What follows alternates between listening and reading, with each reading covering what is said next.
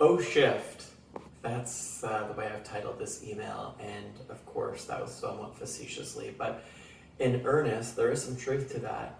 The government has definitely taken some actions to try and slow down some of the buyer demand, and what they've done really is made properties less affordable, which is, of course, again, putting some downward pressure on prices.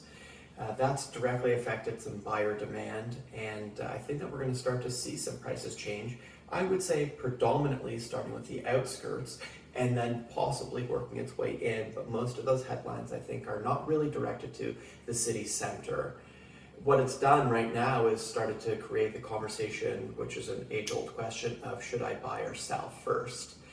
Right now, up until the last number of weeks for the last decade plus, it's typically been buy first, sell after, because there was a very strong demand and market for your property.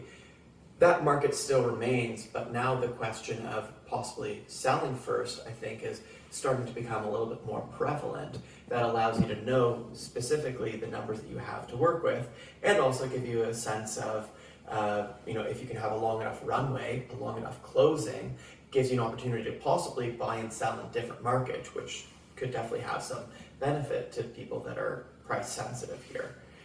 This month, I'm interviewing Kevin Hardy, who works also out of the Sotheby's International Realty Canada office in Vancouver, and he and business partner Will Nikitka are very interested in what's going to be happening with the market there. British Columbia is going to be implementing an auction for properties out there, and that is something that has been discussed somewhat in Ontario. Thankfully, in my opinion, we're a little bit more conservative, and typically the pioneers there are Quebec and British Columbia, as we've seen in the past for things of this nature. So please tune into that. Very interested to hear what Kevin has to say, and thank you again for turning into The List.